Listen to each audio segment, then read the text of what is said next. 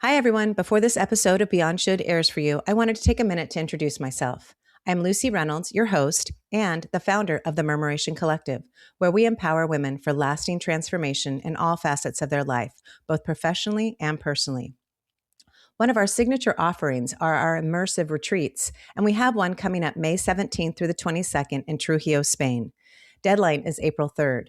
During this time away, you will get to pause your hectic life. Yes, let me say that one more time. You will get to pause your hectic life and gain more clarity for what it is you truly want to create next for yourself in your career or in your personal life. Because remember, no one can do this for you. You are responsible for creating this one brilliant life, and we are here to support you along the way. Reach out for more information in our show notes. Now let's get to this episode of Beyond Should. Every show is $100 million startup. And I think that there is value to apprenticing, to watching, to sitting alongside of something. And that doesn't really have anything to do with your personal observations and contribution. Control is the ultimate illusion.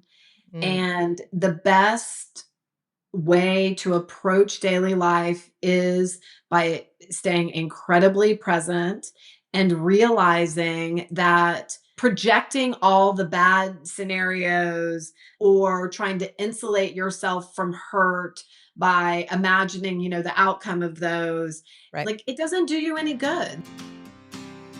Hi, I'm Lucy Reynolds, and welcome to Beyond Should, a podcast for women reinventing their lives, their careers, and owning their power. This is a show where you'll gain insights on how to stop doing what you should do and finally start naming, claiming, and pursuing what you deeply want. Today on Beyond Should, we're talking to Sarah Aubrey, head of original content at HBO Max, about what it really means to evolve at the highest levels of leadership. From lawyer to producer to top executive, Sarah shares how she navigated massive industry disruptions throughout her career, how she stopped chasing titles for validation and learned to expand where she could grow instead of jumping ship. This episode is about redefining ambition, choosing alignment over prestige, recognizing when the work of your life shifts from something you should do to something you truly get to do.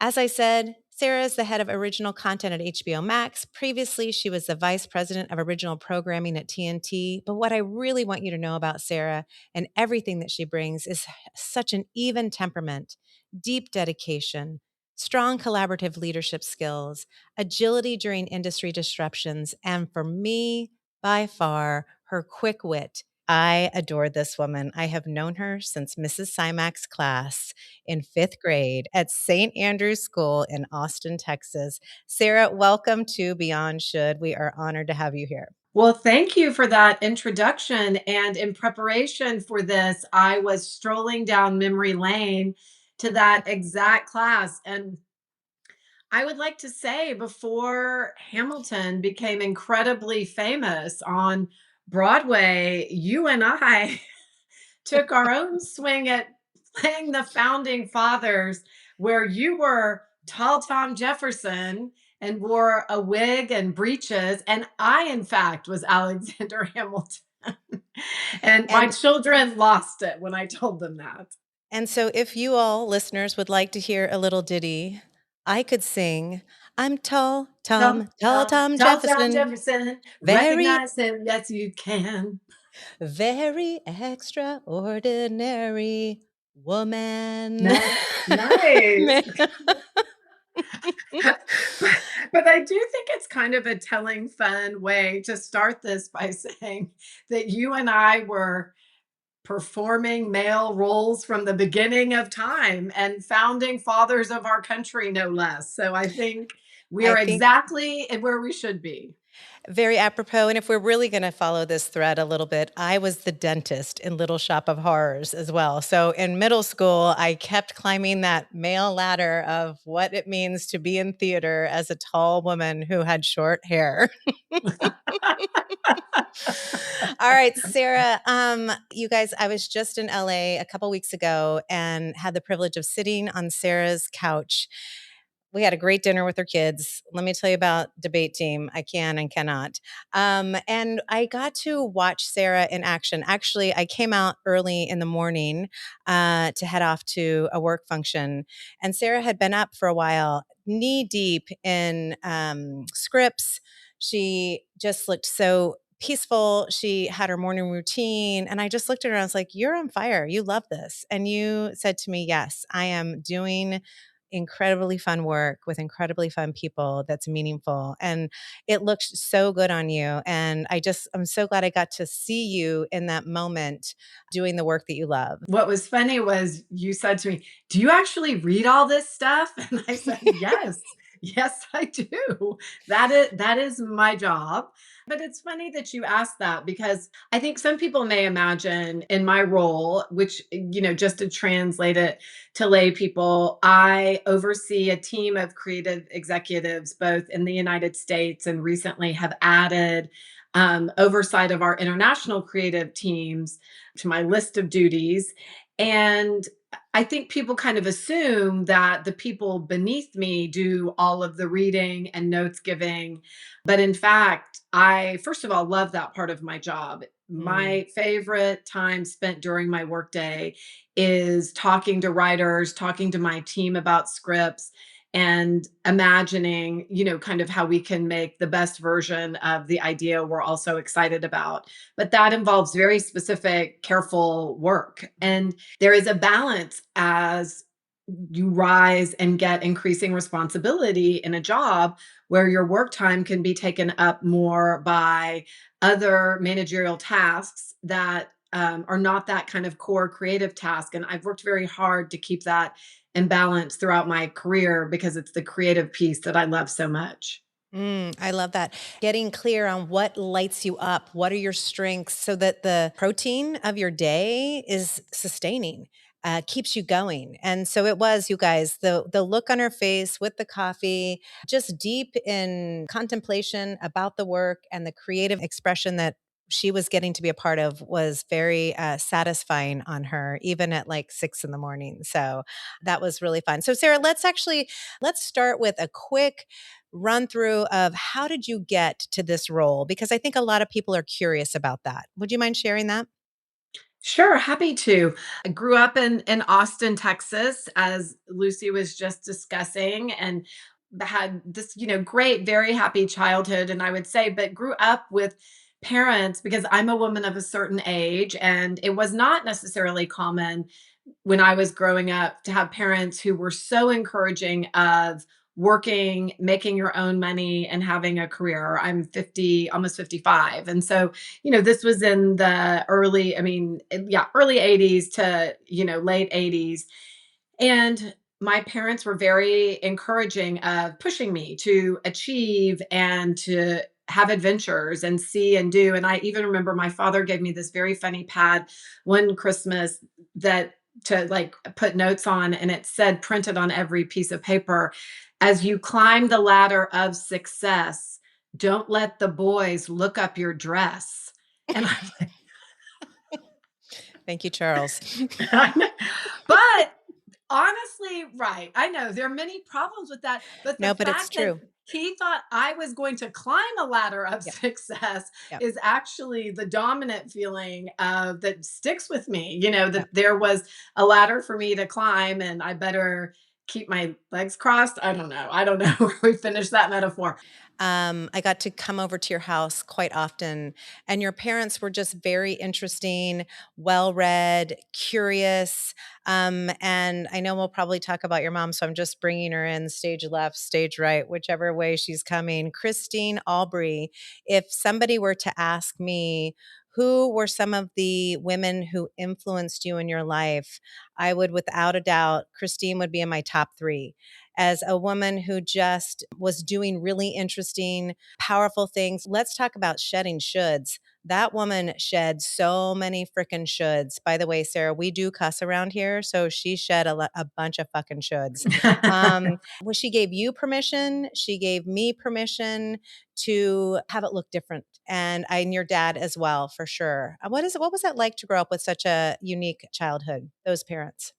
Well, I think my mom was a Stanford graduate and then moved to Austin and became a wife and a homemaker to my father, who was very entrepreneurial and ran his own business. And my mom very quickly kind of realized she was not going to go the path of kind of the socialite mom life available to her through things like the junior league and other kind of organizations. And she became very interested in Planned Parenthood and supporting women's sexual health and being unapologetically pro-choice. And that journey started, funnily enough, she taught sex ed, and I remember growing up she carried a rubber uterus in her purse As that one she does. could that I thought looked like a UT Longhorn with the fallopian tubes. And Hook 'em horns. Mhm. hook 'em. But honestly, in the beginning, it was embarrassing to have my mom be that mom, if I'm being totally honest. Like, I think though, what that did from the beginning was give me a thicker skin about being different and not kind of following the tried and true path. And it also, showed me a woman with ambition and what that looked like. Because believe you me, also, we were like, oh, bye. We're so happy you're going to be fulfilled at your board meeting. We're like, you're leaving us again with dad, who gives us, he would give us like cheese and crackers with sliced olive for dinner. I mean, this was a real, like, rough ride. So, you know, With a glass of Merlot yeah. or a French bottle of beautiful red wine for your 12-year-old selves. Um, okay, so you could see somebody going out and doing it a different pathway. So let's move forward. You went to I went to Princeton, Oh, that's and right. then yeah, and then which is where my dad went, and so I followed in his footsteps. I really did not enjoy my time there, and that's for a whole other podcast, but I found it very kind of old school and traditional in a way that I realized was not me. I made some good friends. I got an incredible education, but was very ready to graduate from there when I left with a degree in art history. And then decided I wanted to go back to Texas and go to law school. And so I did that and got my law degree and met my husband there, who is now my ex husband. And we moved out to California together. And I practiced law in Los Angeles with the desire to be in the entertainment business. But, this was long before there was barely the internet, and so there was no information about Hollywood. I mean, now they're like breathless daily websites, podcasts, magazines, everything dissecting every move in Hollywood. But, back then you didn't even know what the jobs were that you were trying to get. You knew there were actors and probably a writer and a director, but beyond that it was very opaque. And so I moved out and worked at a law firm for 3 years, but through friends and connections, developed a script, which was pretty unusual, but I did with a friend of mine, John Cameron, whose wife I knew from growing up in Austin. And that script, through some very kind of crazy twists and turns, got produced. And it was my first movie that I produced, and it was called Bad Santa. And it turned out to be a little surprise sleeper hit against all odds. There was, a lot of drama behind that, but it's a Christmas movie about Billy Bob Thornton, who plays this drunken mall department store Santa. And I am personally responsible for casting Lauren Graham in that movie as his girlfriend because I was so obsessed with Gilmore Girls at the time. And Lauren is still a friend of mine, which is really fun, from a million years ago. But that was the beginning. I kind of, did entered Hollywood in a very unusual way. It's not typical to have one script written and then get that script produced and then the movie get released and actually work. But it did. And, I then that launched me into my producing career. So you go from law school, 3 years in, working as a entertainment lawyer in LA. You got this script. So then you decide this feels what was it about the producing that you were like, "I gotta do this. This is something really exciting for me." Well, it was basically the only job I thought I could do. I mean, I I couldn't write, and no one was, hitting me up to act. I didn't feel like I had the skills to direct. If I had one regret in my life, I think I actually would have been a great director. I think I'm very kind of decisive and have a vision, and I'm good at motivating a team. But speaking to the heart of this podcast, I think I had a lot of mental barriers about my kind of right and ability to do something like being a director that were very gender based. I mean, because really, to be a director, you just have to start doing it. And I think lots of times, even now today, I see women really holding themselves back, still saying, I'm not qualified. I don't know how to do all of it. I spoke to a friend of mine who's a writer who was starting to do it. And, now, of course, my response is look at all these idiot men that just raise their hands and dive right in. So, on your worst day, you'll be 1,000 times more prepared than they are as they start their directing. So, So just do. just do it. Yeah. And there is no such thing as perfection.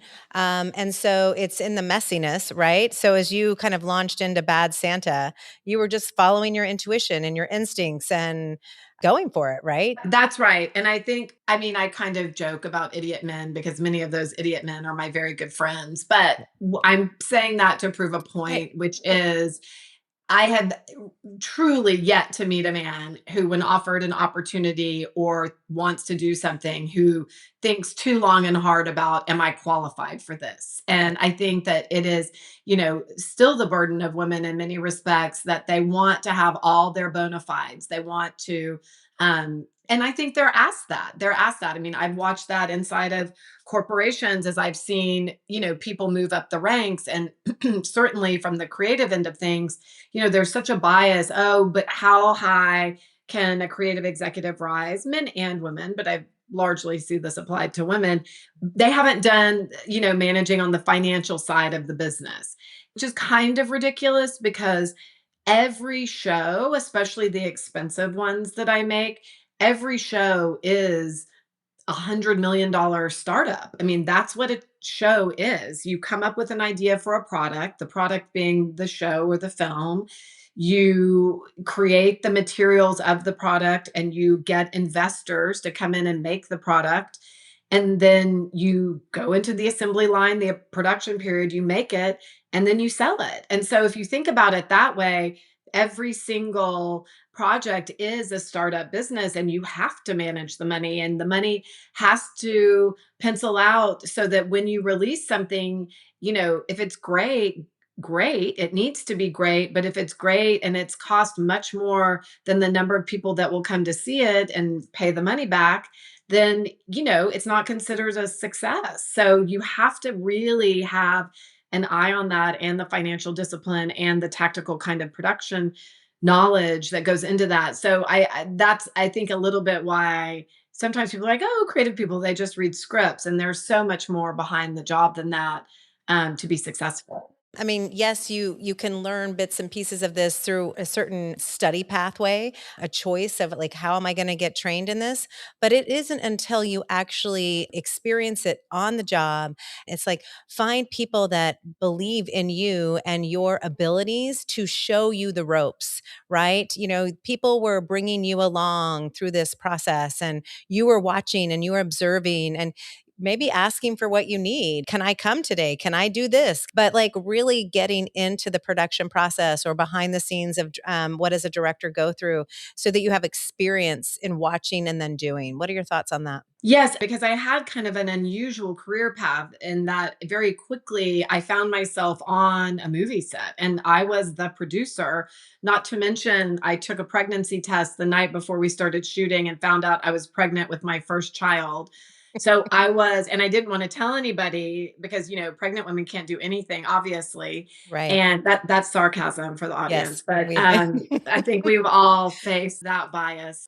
I just had to kind of show up every day. And I very luckily, my friend John Cameron, who had a lot of set experience and was my fellow producer on this, he really wanted me to learn and to support him. And I would like to think that I'm kind of a quick study, but also good at listening and kind of knowing from the beginning because this business is very unusual. As you're kind of saying, Lucy, there's no coursework for it that really prepares you for actually producing and making something. You really do kind of have to come to it through almost an apprenticeship process. And the people that I find are the most successful are the ones that learn how and when to give feedback and use their voice and don't Mm, constantly feel the need to interject or put their thumb on the scale to prove that they are a part of things. And I think I kind of intuited that very early on. And I think that has been one of the reasons why I feel like I'm a trusted partner to a lot of creators because I do a lot of that listening and I try to understand not what I think my job is, but what each individual creator or project needs from me and have a more bespoke approach to how I support people and how we support people now as I'm overseeing shows. yeah. So a should that you guys can shed as you're early on, or even as you're well into your careers, is to shed the proving and trust yourself to assess what is needed, use your intuition, uh, give yourself, yeah, I love this, a bespoke way of showing up for whatever is needed at any given moment, but not proving. So shed the proving. Yeah, I think that's right. And I think that there is value to apprenticing, to watching, to sitting alongside of something.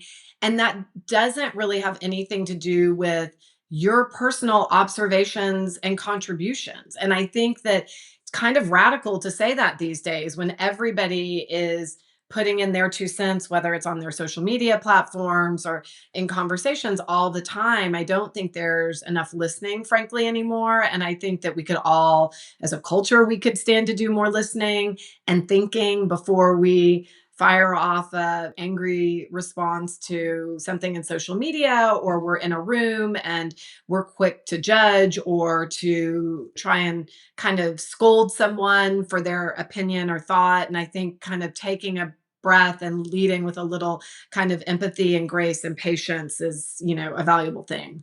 And then sitting where you get to sit now, I'm sure that you notice when somebody is actually being still and watching. We have an energetic, connection when we're in person. So when you're on the set or something like that, you're noticing who is switched on. And it doesn't have to be what's coming out of their mouth. It's more about their being and their presence and their intuition. And I think that's the thing that as we're moving into an AI world, it's how is somebody presencing themselves? How are they being in the moment and trusting themselves to contribute when it's valuable? Yeah, I think that's incredibly well said. It is irreplaceable. And I think, especially when you are creating something, you make your best work and the best things happen when you are listening and collaborating instead of just coming to something with a set of your own points to kind of push across. And I think that that is inherently human.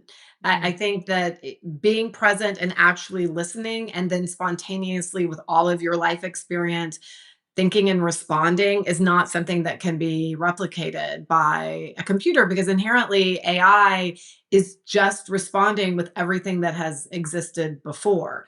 And the true original thoughts that come from thinking and feeling and living in the world, I think are still the, purview of humans until the killer robots come. I mean, I don't know. Who knows what's Exactly. going to Hi, Lucy here. Hoping you're enjoying this episode of Beyond Should. I wanted to quickly jump in and share about one of the Murmuration Collective's signature offerings, which are our immersive retreats. And we have one coming up next, May 17th through the 22nd in Trujillo, Spain. Our deadline is fast approaching, April 3rd. During this time away with us in Spain, you'll get to pause your hectic life. And yes, I'll say that one more time. You'll get to pause your hectic life and gain more clarity for what it is you truly want to create next for yourself in your career or in your life overall. Because remember, no one can do this for you. You are responsible for creating your one brilliant life, but you don't have to do it alone. We are here to support you along the way in doing so. Reach out for more information in our show notes. Now, let's get back to this episode of Beyond Should.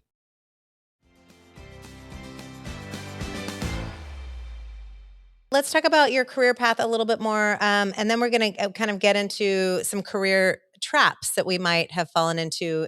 Well, currently, I mean, still, I can say I fall into career traps, but more in our 30s and 40s. But I think I just want to round out a little bit more. You, with Peter Berg, had Film 44. It was your studio. I mean, you were producing some amazing shows.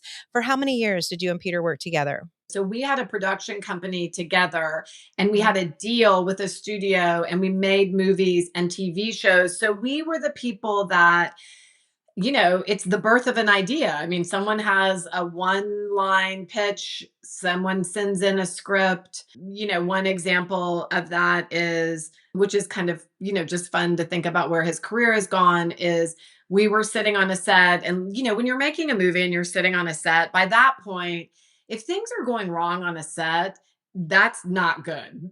You don't walk into a set and it's a mess every day. Sets are highly, highly organized and very hierarchical. And there are call sheets and times that people have to be certain places. And, I've made movies with people in the military and they're like, oh, this is like the military. Everyone has a job, everyone does what the person ahead of them says to do. And so when you're sitting on a set, after a while, things can get boring. And you're often talking about what your next project is going to be. And, for a producer, which I was with Pete, we would sit around and kind of, between takes of whatever we were making, it's like, what are we doing next? What scripts do we like?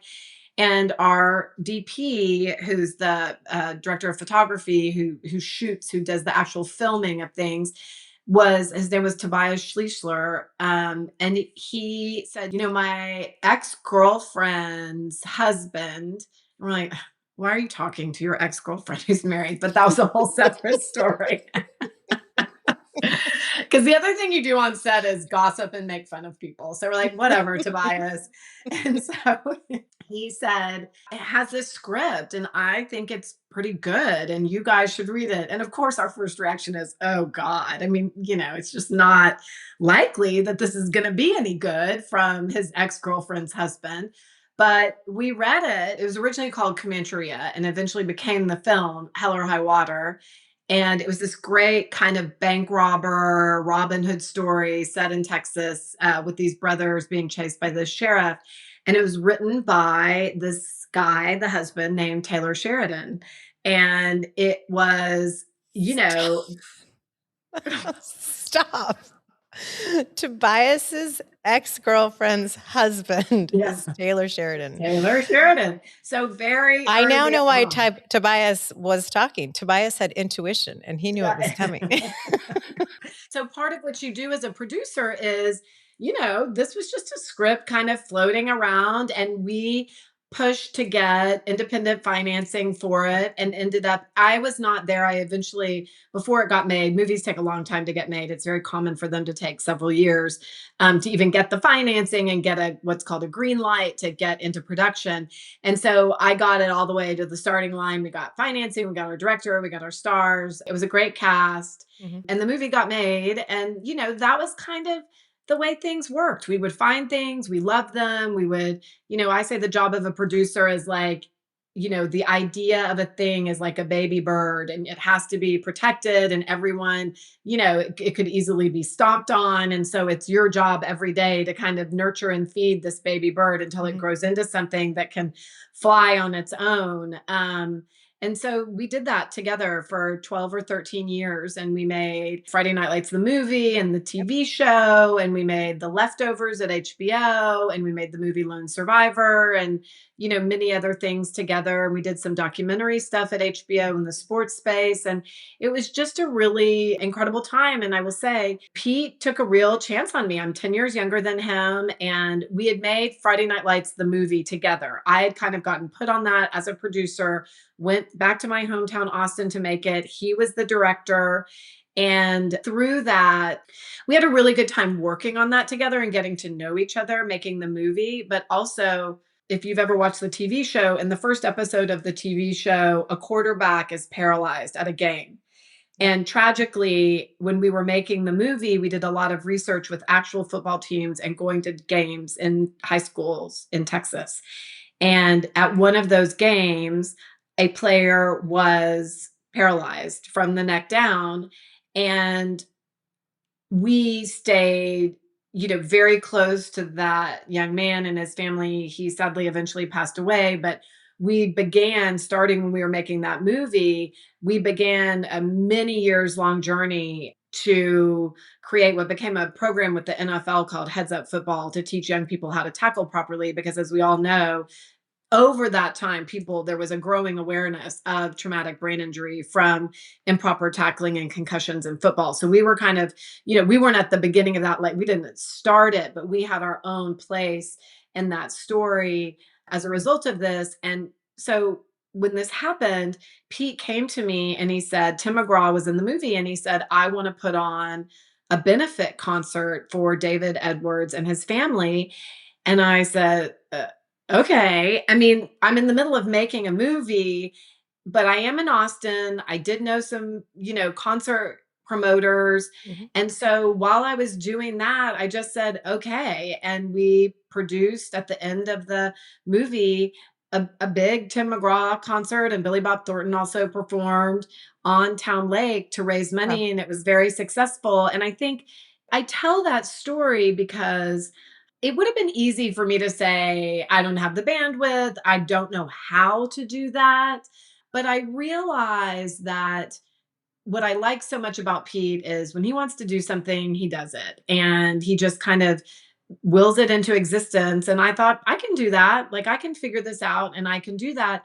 And I think from that, he came to me and said, I'd like to start a company with you. I need a producing partner. I like to work a lot, which he does. Not all directors work as much Mhm. as Pete does. Mhm. And he's always doing a movie or a show or commercial work. And we also then had a big non scripted company. And I think he saw in me, when I just said yes to doing that concert, I think he saw in me like a fellow traveler and someone who, many, many, many years later, when we were in our offices together and he was driving me insane about something, I just said, I'm just trying to make all your stupid little dreams come true.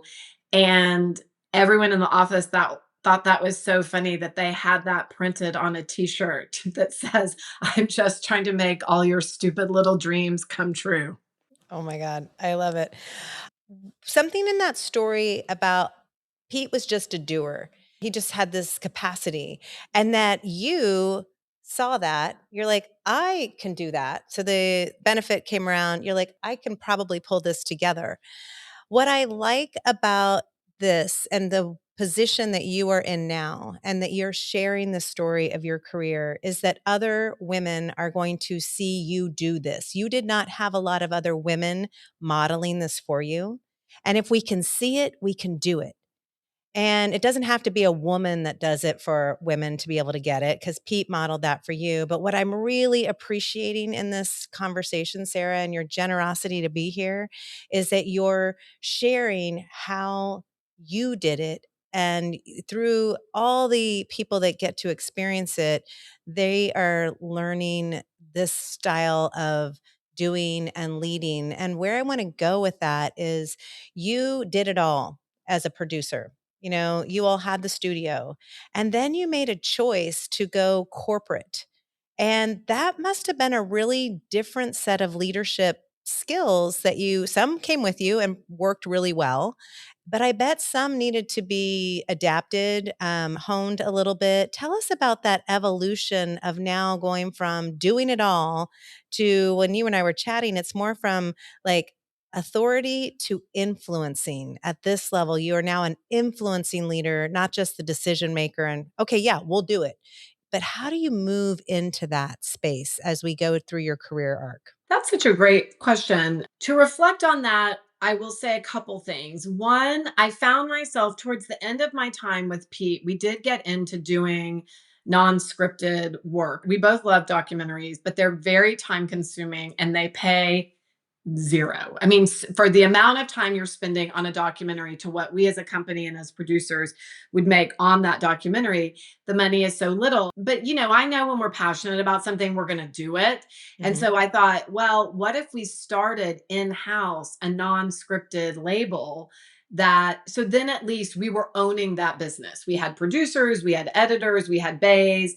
And, the long-term play would be to have enough of that business. I mean, this is just a little inside baseball, but for what it's worth, enough of that business so that you have a cash flow coming through that another company would want to buy you because they would want that business on their books. That's kind of one of the reasons why non-scripted companies get purchased. And so it was all a long way of me saying, we've got to make this pencil out for more than just our producer fees.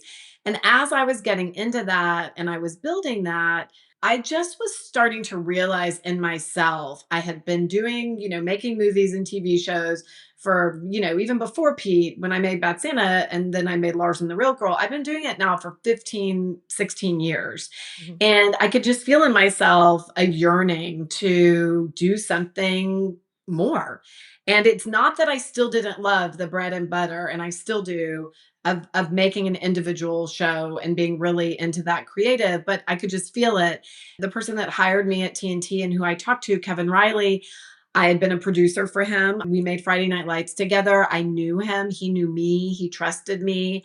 And as a result, he wanted somebody that was going to come into this pretty traditional, cable network organization and be more producerial and have a more kind of bespoke creative voice in picking and making shows. And so I was excited by that opportunity because it's a very different thing when you're a producer. Your show or your movie is your baby, you're with it 24/7. And when you're an executive, you care very much about individual shows, but it is also your job to produce the slate of shows that powers the engine of selling either subscriptions or ads or both. And that is the financial success or failure of the company, is based off of the product that you create that is exclusively in this particular location, whether it be TNT, which was a network, or HBO Max, which is a streaming service. And that slate is valuable to people as entertainment, and therefore they pay their monthly subscription fee and or will agree to watch something with ads.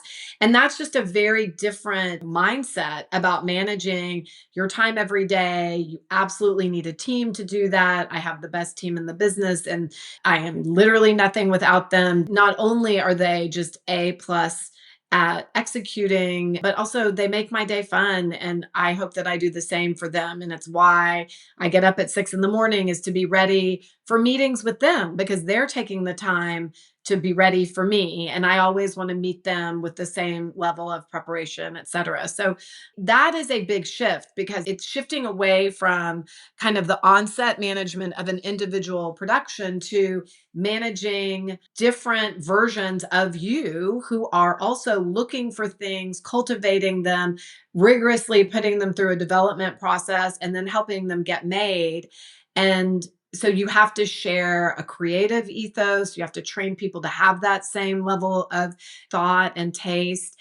And then you have to weather the storms together of things working but being a mess, of something not working, and dusting yourself off and going back into the fray and not be scared to take a chance again. So, it's like managing all of that mojo while keeping a full slate of shows coming. It's just a whole different set of challenges. And going back to your question, what did I have to learn? I had to divorce myself a little bit from every single project and realize that it's the portfolio that I have to manage, and I have to train people to manage it with my same critical eye. And I can imagine that if you had to shed something from your production life to this more, overseer, it's how do you not dip into the weeds? But at the same time, not lose your love of the creative, right? I often talk about leadership as, as you climb the ladder, and hopefully nobody's looking up your skirt. Thank you, Charles Aubrey. But as you climb the ladder, your vision has to be up here. So you have a wider scope, a wider lens. And we've just now taken you and promoted you out of your joy, out of your creative sandbox. And so how do you keep the vision up while still being energized by the creative process. So it's maybe then also trusting. You have to learn how to trust other people. I also love how you said managing different versions of myself. And that also takes a lot of leadership acumen around getting curious about who are these different versions of myself. They may not do it exactly as I do, but I have to let them do their way of it while also mentoring and creative. So it's a whole nother level of vibration of being with other people that I'm guessing took a little bit of time to do, but also is very intuitive to some leaders. Thoughts on that? Yeah, I think for me, there were 2 phases to it because I think that earlier in my career, I had so much fun being in the gang, right? Like of the doers, but not senior management. And I had my friends and we tackled things together.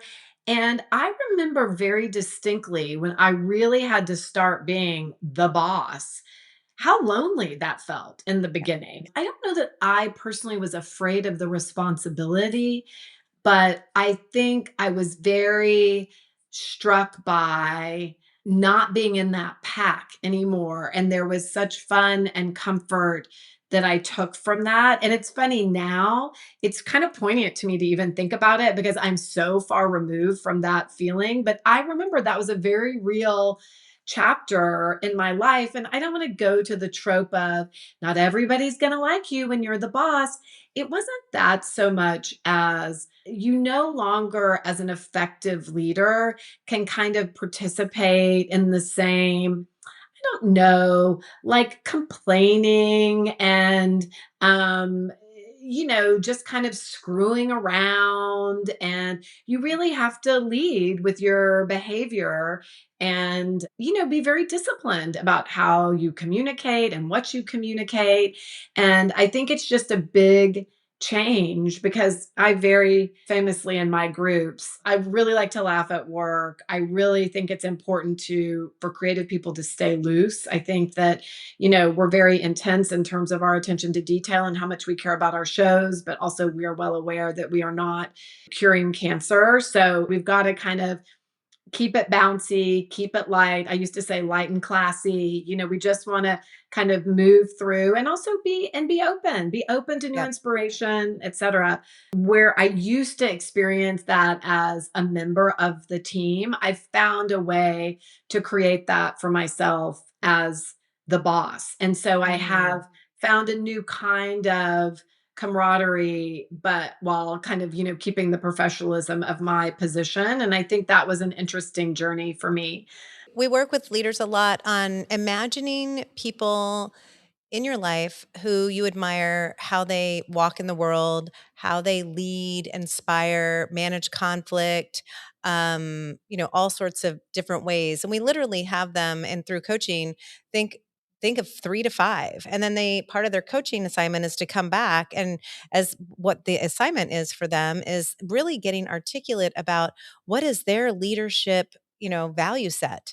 And so what I heard in yours was fun, light, keep it light and classy, really elevating the spirit of the workplace. As you transition into new roles and elevated roles, I really encourage listeners as you're thinking about this is like what's important to you about your leadership values. And even though the job is requiring something different of you, there are still things that you can bring along into that so that your impact still is in alignment with your values. Hi, Lucy here. Hoping you're enjoying this episode of Beyond Should. I wanted to quickly jump in and share about one of the Murmuration Collective's signature offerings, which are our immersive retreats. And we have one coming up next, May 17th through the 22nd in Trujillo, Spain. Our deadline is fast approaching, April 3rd. During this time away with us in Spain, you'll get to pause your hectic life. And yes, I'll say that one more time. You'll get to pause your hectic life and gain more clarity for what it is you truly want to create next for yourself in your career or in your life overall. Because remember, No one can do this for you. You are responsible for creating your one brilliant life, but you don't have to do it alone. We are here to support you along the way in doing so.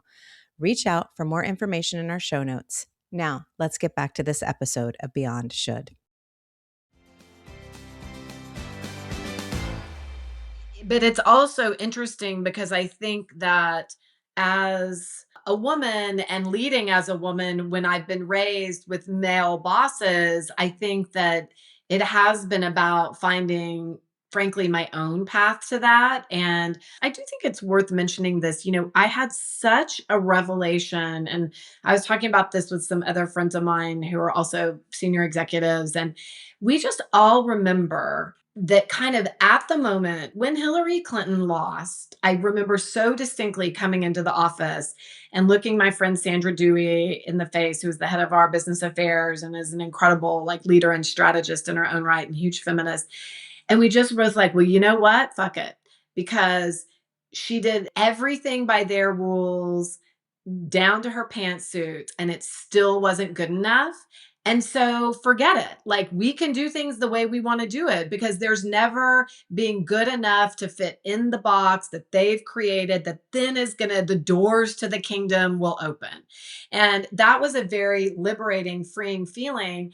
And then simultaneously, what was happening was there were so many young women coming up in the workplace and in their lives who really were, now in the parlance of the day, decentering men and absolutely about their female friendships, not prioritizing boyfriends, being very outspoken about sexism in a way that, frankly, I never thought I would see in my lifetime. And I never thought I would see in the workplace and Mm. demanding kind of behavior, demanding respect in a way that frankly became empowering to all of us because a lot of us when we were coming up in our careers weren't the only woman in the room, we were one of two. And so Right. to see in large numbers these women, younger women in the workplace banding together, not having to like comport to whatever the male boss or their male peers said is going to be the culture of this workplace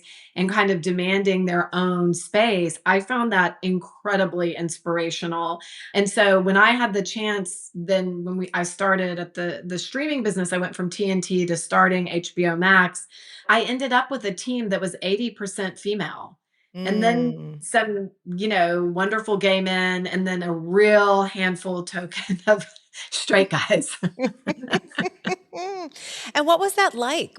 How did you want to show up for that moment? It's every stereotype of what it's like in a startup, even though we were inside a multi-billion dollar company, because it was a Mhm. startup. We were Yep. literally starting from scratch and we were putting together a team as fast as we could hire good people and trying to build a slate and trying to navigate launching a new platform. And so it just is that kind of manic startup energy. And I feel very fortunate to have gotten to have a front row seat to that. Not everyone does in their career. And we learned so much. We stayed very close as a team. We created a real culture so that I created these meetings where we would all, and the meetings got so packed, but we would all pack into one room. And we had non scripted and comedy and drama and even features at the time and international.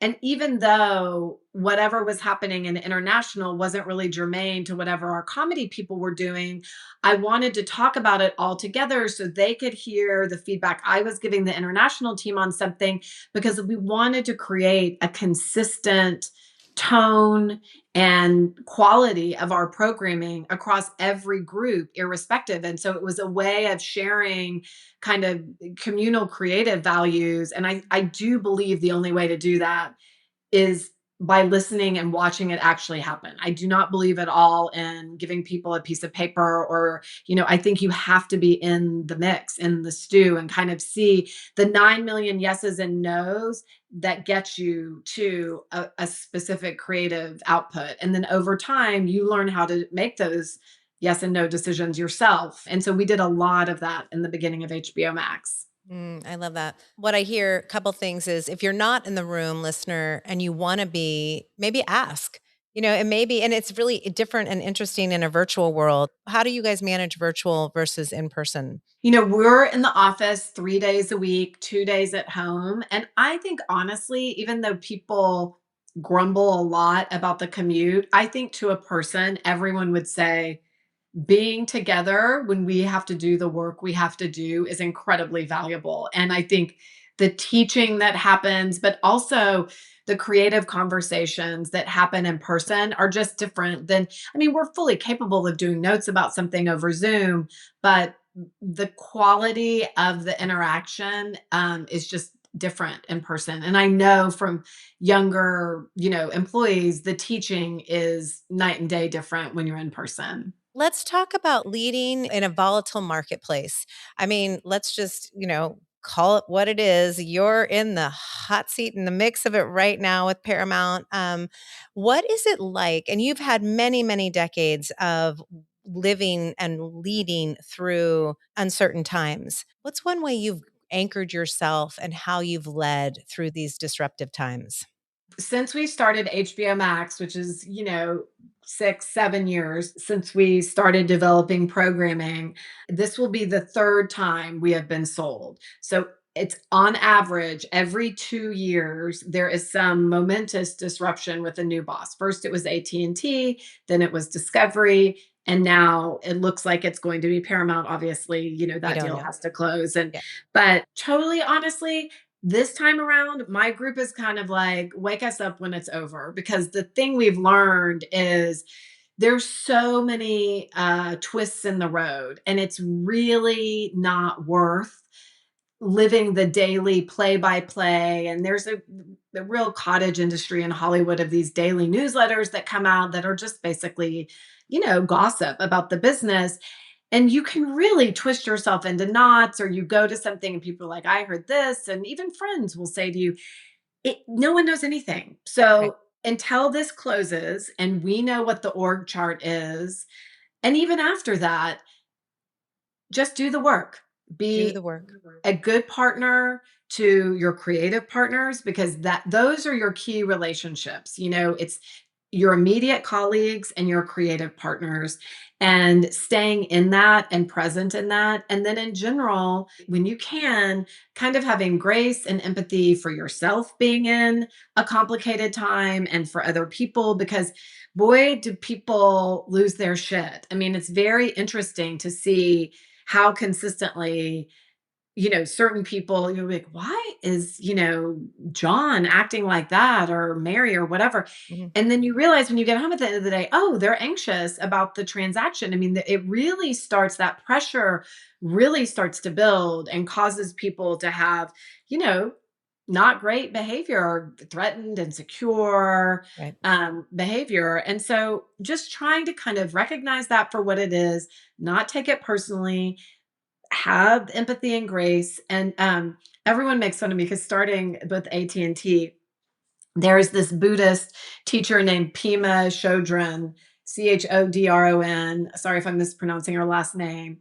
And she has a book called Comfortable with Uncertainty.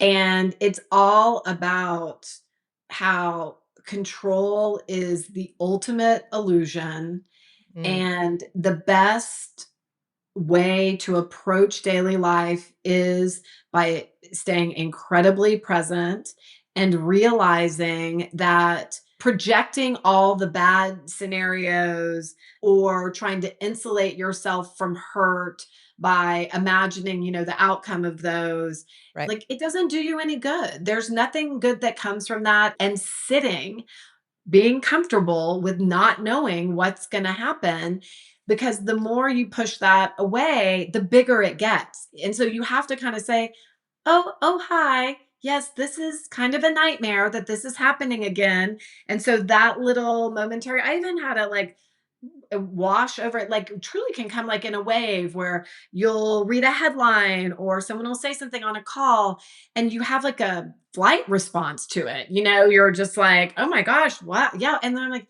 it's fine. And so it's like a meditative practice Yes. where you're just Yes. constantly bringing yourself back to center.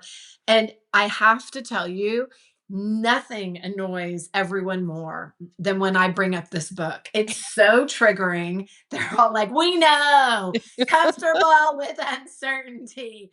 I mean, it's very challenging for people. It makes them very unhappy. Well, and I hear in that the power to choose how you wanna be in this moment, and you're it's kind of coming back to this, and, I also hear what you were saying is, like, be present, grace and empathy with self and others, and get curious, like, and know that, like, when somebody is triggered, maybe as the leader, it's like, "Hey, is everything okay over there?"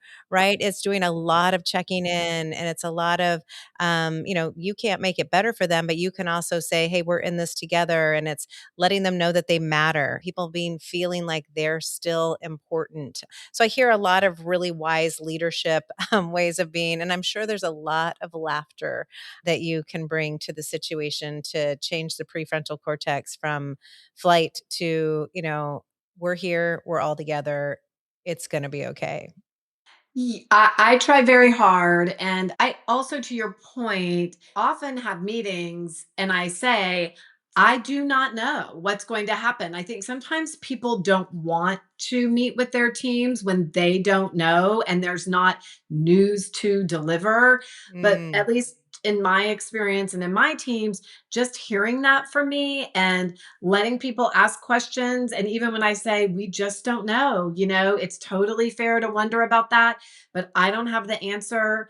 And the good news is you've got 4 great shows to go focus on when we hang up. And, I strongly suggest that you channel that energy there. And I say that very lovingly. I have to do the same thing myself. And so, but also like I'm happy to talk about things and I always qualify and say, look, this is what I know. And then anything else I'm saying, it's the same speculation that you have, but I think it makes it a little bit more human to say, well, we don't know. So, buckle down and see you in a week. I think I really try and, be there for some of that. But I also think part of being a good leader, and my current boss, Casey, is really good at this. And I think in the beginning, I didn't appreciate it. And I honestly thought he was being not empathetic enough.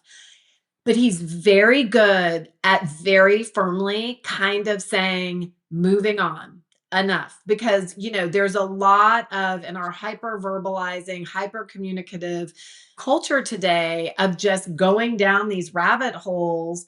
And it's a little bit like, yeah, but you still have a job today and you've got work to do. So let's go do it. It's the same way you comfort a child. It's Yeah, it by, kinda snaps them back. It's like, "Here we go. Let's focus on what we can control, and what we control is this really great show that you get to work on right now." yeah. Can we talk about Casey, if that's okay? Because I remember you telling me about your career arc and how important it is to find people who champion you, help you grow. And so I'd like to hear a bit about deciding where you want to stay as opposed to jumping ship.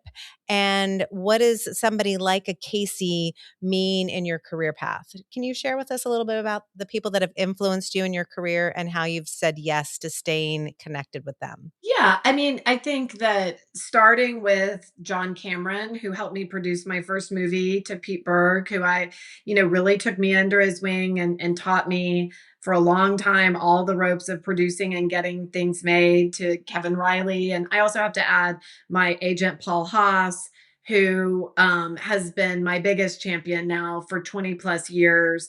And then, most recently, and I think I would say most significantly, I mean, everyone has had a big role in my life, but Casey has really seen me as my boss, but also a peer who is a very good partner to him in many senses. And it has felt so great to feel so respected and Mm. valued by him. And as a result, I've learned a ton from him because I have felt so comfortable that he sees who I am and he sees my value and worth as an effective executive, that I kind of like, I'm not in presentation mode or full battle mode. I really feel comfortable learning from him. You Mhm. know, at this stage of my career, I don't know that I thought I was going to have big learnings from anybody. You know, I always learn from other people, but I kind of was like, oh, I know how I lead and how I do my job, but he's taught me some really valuable things. And the other part of it is his incredible focus on what moves the needle every day, and the rest of it, literally, I'm going to needle point him a pillow that says, "Who cares?" Sometimes when he says that, I'm like, "Well, that's so rude," but it's true. So much stuff, it's like, "Who cares? Who cares?" There are only really a core set of things that matter, and I feel that personally. I mean, we didn't even get to talk about, like, me as a working mom, and that is a huge part of my life. I have 3 kids. You know, I'm divorced, and so I share custody of my kids, but, you know, they're the biggest joy of my life. As much as I love my job, and I've talked about it this whole time, you know, my kids are, you know, literally why I get up every morning, and frankly, why I'm so proud of making the money that I make to give them the educational opportunities that I do. And, you know, I really want to give them a launching pad in life the way my parents gave Yeah. me. And so I work hard to make the money to do this for them. What I hear in like aligning with people that see you and want to teach and grow and mentor you is that you told me when we were planning this that a certain time in your 30s, you were chasing kind of career, chasing titles, chasing money. But there came a moment in time where you actually realized that, like, you know what? I want to stay in this sandbox and maybe I can expand the sandbox to be a little bit wider. Maybe we'll put a slide in the sandbox. Maybe there's a rope swing in the sandbox. And so you actually stayed. And I really want, maybe that's a should that we can impart on people is like, don't always be chasing, but rather stay and expand. Can you give us a little bit about that? Because I think that's really important for a lot of people right now. If they're unhappy, they just want to leave and just go somewhere else. Talk to us about that. Other side of that is I think that we have a certain amount of ambition that, especially, I find this to be a very common cycle. I was talking to a friend of mine at work who's younger than me, and we were having a very funny conversation about how all of her mom friends in their early 40s are losing their fucking minds. And I'm like, that always happens. I've seen it time after time. But what I think happens, and I think is very common with women, and in particular working women, but also stay at home moms who also work, is that you get to a certain point in your life and you've kind of mastered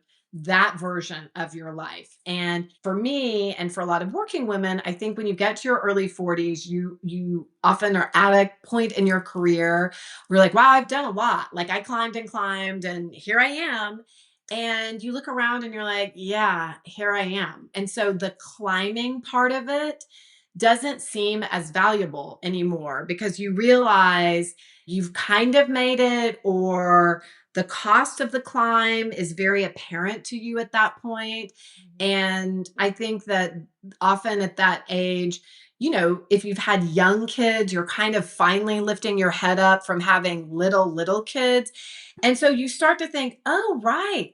Like I have a life that I want to be enjoyable and not just be in service of triaging home and work and being a straight A student and moving up to that next thing. And so I think that, you know, honestly, a lot of women are like, fuck this. I want to have some fun. What makes me happy? Not what, to your point, are my shoulds, not what should the next step in my career be, not what should I be doing as a parent to be in step with every other parent at school, what should I be doing in my, you know, marriage, like all of those things. And you stop and you're like, well, I could do this until I die, so I better figure it out. And I just think it's a really common awakening at that moment. Maybe it is mortality approaching after 40, whatever it is.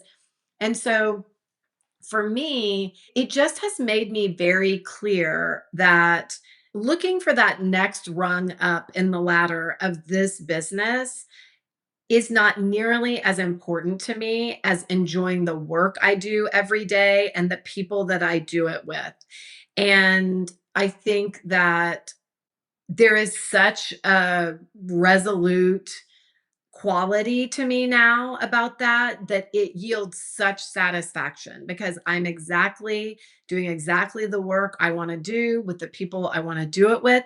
And that's lucky. I mean, look, we could Yes. be talking in a year and my whole team could be changed. I could be in a different place. So I'm always ready for that and I'm always game for that. But it allows me right now to be very happy and satisfied. And that is a great feeling instead of kind of frantically looking around like, how do I position myself for the next thing? And, I think also you can promote yourself up and out of the daily life of doing the things you love and care about. That's where I wanna come back to, like, you've got your travel schedule down, you're often in Europe right now with, in London with Harry Potter, but you have a cadence, you have a life that you've aligned with your family, how it works well, and you've got a really great team, and if you were climbing, climbing, climbing, you might actually get into a cadence, y'all, if you're listening, where everything's working, but then you see that should of the next rung of the next ladder, and you're like, "Oh, I should do it," and you could blow everything up. Whereas instead, if you stay where everything is in alignment, but maybe you're like, I'm not growing, then go seek out something because you just actually got the whole international part of HBO Max onto your plate. So you're expanding while still in resonance with your lifestyle and your team and the work that you're doing. Would you agree with that? I totally would, and I feel like it's a privilege to be in this position rather than thinking, "Oh, I should be in this job or I should be on this list or I really truly am so grateful to be in this exact position with my life and this particular balance right now. And I also have to make my peace with because even as I'm saying it, I can feel the tightness in the back of my throat of like, but the merger is happening and what if I don't get to do this forever? And so and I just had to literally like fight that back down. It's also about being present. Like, like you said, enjoy this moment. And what can I learn now that I might actually need to take with me somewhere else? So I always talk to my clients around what else do you want to skill build? What else can that role give you that you might be needing to take elsewhere, whether it's by your choice or not, or that you actually decide it is now time to leave and look what I got and gleaned from this last role. Sarah, you're beautiful. You're amazing. I have a quick speed round for you, if that's Okay. okay. Yes. What would you tell your younger title chasing self if she could shed a should? What would you tell her now with your wisdom? I would tell her to spend more time sitting quietly with myself, really asking what I enjoy doing, what makes me feel good every day, who are the people that make me feel good, because I think you have to do that regularly. I think life moves so fast now. I think women, especially, are pulled in so many different directions that I used to do what I call lock and load. And it was like, all right, we're locked in, we're going, we're going to do this. And I think that's a pretty harsh way to live. And I also think you really run the risk of getting out of touch with what makes you happy. And I think I let lock and load be my motto for too long instead of regularly taking the time in a quiet space to check in with myself. And then the corollary to that is not be afraid of what comes up and what is being inside of you to say this is what I need to be happy, and really honoring and listening to that because I think it can be scary. I think there are consequences that come with actually hearing that voice and listening to it. But the more I have done that in my life and just been direct and really honest with myself about it, the more aligned I am and the happier I am. I love that. Yeah, we have a lot of people that'll say to us like, "Oh, I don't wanna I'm not sure I wanna come on your retreat. Like, what am I gonna discover? Like, what decisions am I gonna have to make?" And I reassure them in just sort of a very, positive way, like, if it's bubbling up in you, it's going to eventually somehow come out, and you might wanna actually, like, honor it and guide it and be in control of it. Otherwise, it's going to fester and the body keeps score, right? The body wisdom will, like it gets toxic. So slow your roll. I love that. Get clear fear, and then make a plan for how do you want to bring that to fruition. What do you hope women understand about their power as they're working their way through their career? It's a big question, Lucy. The most powerful thing that has happened in the last decade has been this finally long overdue inevitability of women being able to really make their own money, socially live independently in a space where they have power of choice because of those two things.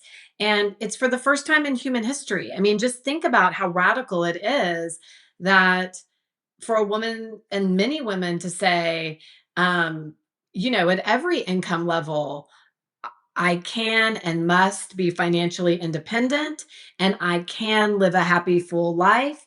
And if there's a great male partner, fantastic, or a female partner, fantastic. But if there's not, I can power this on my own. And really taking that in and cherishing that and understanding what an exciting time it is and not taking that for granted is amazing. And I'm smiling because my 12-year-old is literally outside my front door jumping and waving at me, so excited to be home and see me. Aw. But I think it's like, let's go, ladies. It's the door is cracked open, and now it's time to throw our bodies in that crack and push until it's wide open. And we bring everyone, men included, through. I mean, I think that there's a great equal world, and I know things are very dark right now, but I really am a cynical optimist at the end of the day. And I think one of the reasons why the world is dark and heavy is because there is big change. There is systemic, societal, cultural change that is happening. And it's scary when big change happens. It's scary when power gets decentralized or when people that are used to just being given authority are no longer given that without question or without competition, frankly. And I think we just need to, again, as a world and a time, ride through this with be a little light and classy, people. We're going to get through it. Light and classy people. So, what I'm going to reframe is like, let go. I'm going to say to women who are listening, really anyone who is listening, let's go. Let's fucking go. Let's fucking go and be our most authentic selves. And we have the power to choose our pathway forward with a little bit of centering and calmness of like what is really important, which is what Sarah's inviting us to do as we think about this chaotic time. But let's fucking go. So, Sarah, Aubrey, thank you for let's fucking going with me. I love that we are walking through this life together. You make me so happy. You inspire me. You make me laugh a lot. And I just appreciate you so much. And thank you so much for giving us the gift of you to our listeners and for supporting me in my endeavors. So I appreciate you so much. Well, it's been my absolute pleasure. And I mean that on a cellular level because I get such a kick out of the idea of little you and me thinking that we'd be together in this spot. And, Lucy, I so appreciate the questions and the context that you have given back to me. And I feel like, in a way, this was exactly what, I needed today. And thank you for being such a kind of careful listener and cheerleader. I love you. I love you too. Oh, Sarah, thank you so much for sharing your evolution throughout your career with us so beautifully, so honestly. It was truly enjoyable and the time went so quickly. Some of the key takeaways is your attention to detail and your love of the creative process, whether that was from coming out of law school and being a lawyer to producing to now being a top executive. You've never lost that love for the creative process. And that might look different at the various stages of your leadership, but it always is grounded in you and lights you up. And I cannot not end this final bit around how you are encouraging us as women to let go for the first time in history. We can and we must be financially independent, and we can live a great life regardless of being reliant on another human being because we have what we need. This is the moment for us to step fully into our fullest expressions of ourselves. So let's frickin' go. And it was a joy to chat with you. Thank you so much, Sarah. And as you all know, I will see you on the other side of Should. Beyond Should is creatively supported by a team of dynamic women. Thank you to our executive producer, Lauren Lagrasso, our producer, Daniela Silva, our marketing manager, Esty McInnes, our engineer, Ali Dietz at YA Studio, and our TMC curriculum design director, Katie Craig. Without these women, we would not be able to bring you this dynamic content. Thank you.